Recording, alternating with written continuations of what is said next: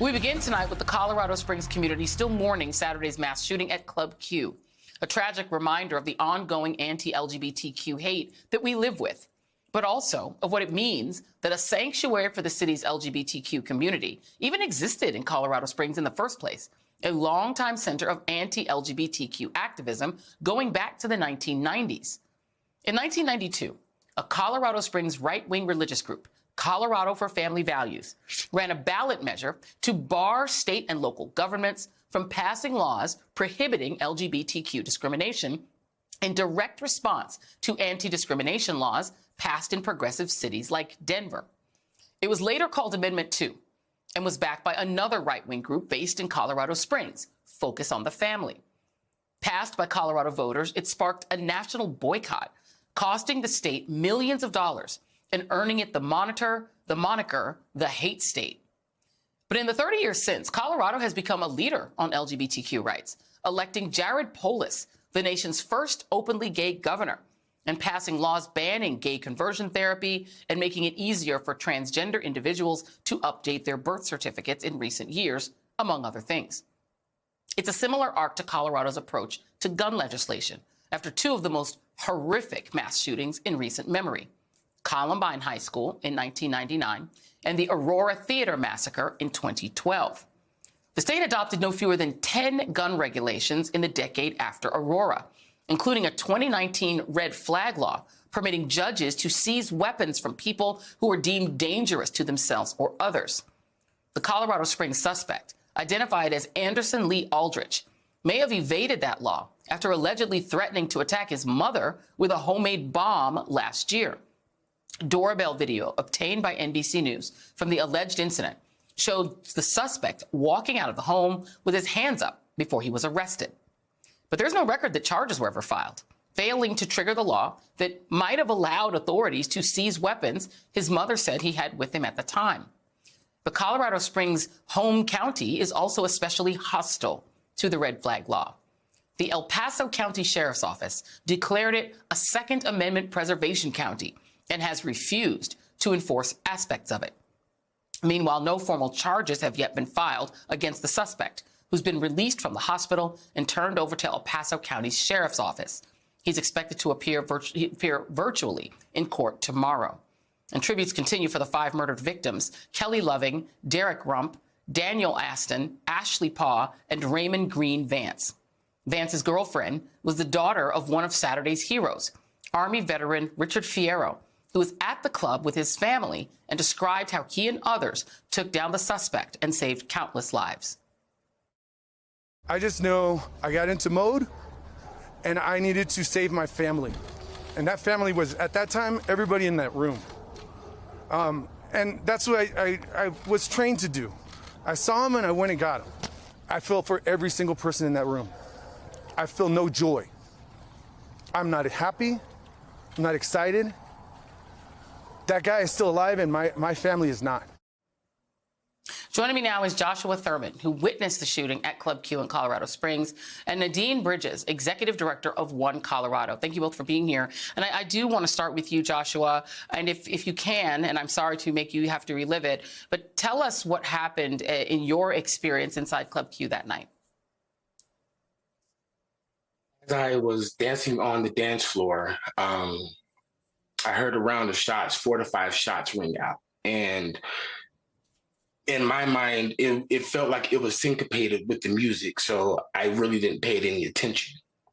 I heard another 4 to 5 shots ring out, and at that time, it was out of sync with the music, and I could feel something was wrong. So as I turned to my left, I saw the flash from the gun up on the way the bar was set up on in the bar area, and the dance floor is like a little lower. But I could see the flash from the gun. And so immediately I ran. I ran to the dressing room. There's a curtain where the performers, stand on the stage, and behind that is a dressing room.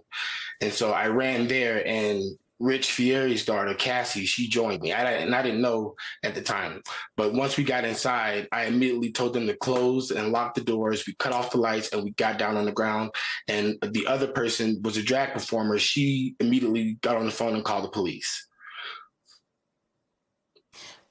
Let me ask you this question. I'm so sorry. I'm so sorry for what you went through. Can you talk about this space? I'm going to take you to a happier place. Talk about what this space meant to you and other members of the LGBTQ community before it was desecrated this way. Oh my God, it's such a happy place. I, you know, I came out when I was like 24, 25, it helped me discover who I was. It helped me discover my love to dance. I became an employee like around 2010, 2011, and worked there for about 4.5, 5 years. I made tons of great friends. It's a very welcoming community. I've performed there in drag a few times. They have a show on Sundays called Crush, and it was open to any and everybody that wanted to perform. It wasn't just for the LGBTQIA plus; it was for everybody. It was such a warming and welcoming place. The owners, the managers, they were just so friendly. The bartenders, every weekend was a theme party. It was from the bartenders to the DJs to the go-go dancers. It was home. It was home to a lot of people, and to not have that anymore hurts. But yeah. I mean, we do have other places here in the Springs, but again, that was home to a lot of people that, performed there, made names for themselves there. I could list a number of few, but it's more about the people that lost their lives senselessly over what, Yeah.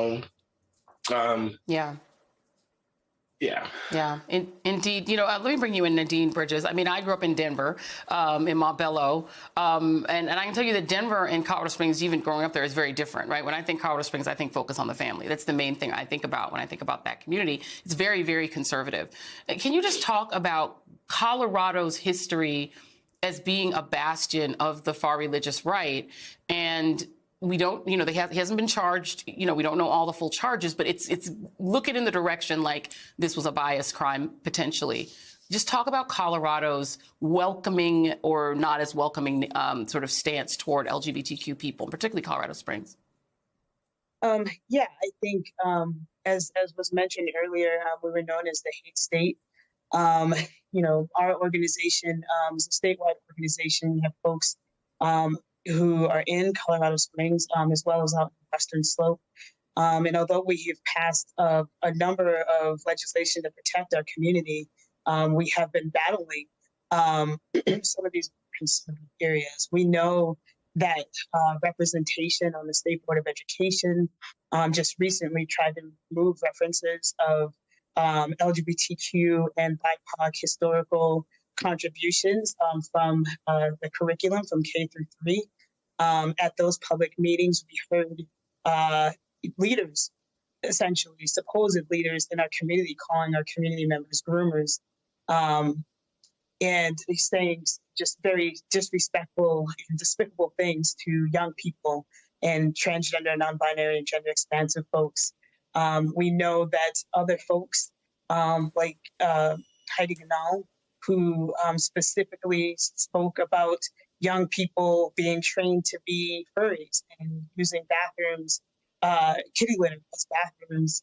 And we know that Representative Boebert was not directly in Colorado Springs, but close enough, has said some of the most vile things and uplifted vile messages, anti-trans messages about our community.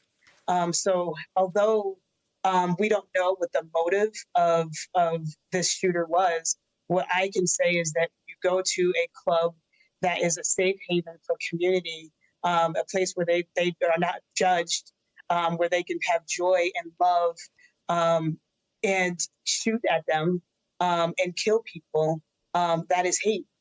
And there's no question about it. I know that there's laws and regulations around how to define that, but the reality is that is hate. And anybody who's going to put those type of despicable messages out there without critical thought or knowledge, you're going to gain a following. And that is exactly what happened. They have used hate towards our LGBTQ community, youth and young adults for their own political gain. And this is what happens when you don't serve your community and uplift them the way you're supposed to as leaders of the state. This is what happens.